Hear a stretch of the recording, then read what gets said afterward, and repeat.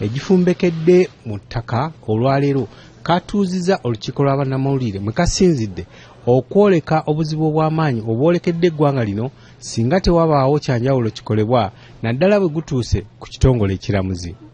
We have encountered a rising number of court rulings, orders, judgments and injunctions entered by judicial officers which have led to the eviction of thousands of Bibanja holders or the giving away of land protected by law as gazetted, being forest or wetland. Akakiiko kano kati kagenda myaka 2 nga kali ku ddimu lino era kanokoddeyo ku gimu ku mivuyo egigambibwa okuba nti gireeteddwa essiga eddamuzi wamu n'eggye lya UPDF nga muno mwe mulina okufiiriza omuwi omusolo ensimbi ezitagambika. In a place known as either Sekanyonyi or Lusanja, but in that place that is quite well known in this part of this country, hundreds of citizens were evicted. In another place known as Chirangira, also known as Luanyonyi, several persons were evicted a few months back, and so many have become landless. Omuze ogw'okugobaganya omuntu wa wansi ku ttaka naddala abo ab'ebibanja mu bitundu by'eggwanga ebitali bimu mu ngeri emenya amateeka, akakiiko kagamba nti gweyongedde nnyo so nga n'emirundi egisinga obungi akakiiko kaba kakyali mu kunoonyereza.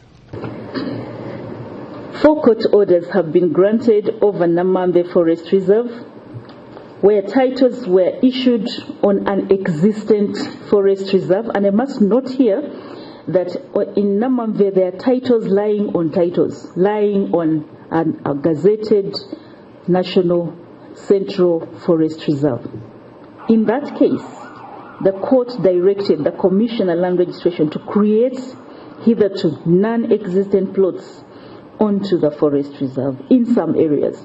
In other areas, land had been surveyed and plots had been made out way before this development took place. So we therefore find ourselves in this very difficult situation as a commission of inquiry, in the middle of inquiring and surfacing these issues, that we are now having to deal with a situation that pits one organ of state against another organ of state. Waliwo n'enkola ey'akanyoomonyomo eyeeyolekedde mu mivuyo gino naddala eri abo abeefudde bannatagambwako nga kino oyinza okukigeraageranya ku kyabadde e Lusanja Sekanyonyi nga Medad Kichoncho agoba abantu abawangalidde ku ttaka lino oba omusuubuzi Drake Lubega eyayimirizibwa obutabaako kyakolera ku ttaka eri mu kibuga wakati okusangibwa Kwalisel Bus Terminal ne basigala nga bagenda mu maaso. Nze nzimba ku ttaka lyange lye nagulidda.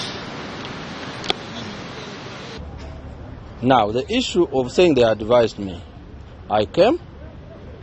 I think in the process of execution, the bailiff told me, no, they said there should be some issues to clear with land inquiry. And I said, no, I am not under any probe. But let me rush there. Now, they told me, no, they are saying you are going to evict people from where? From Lusanja.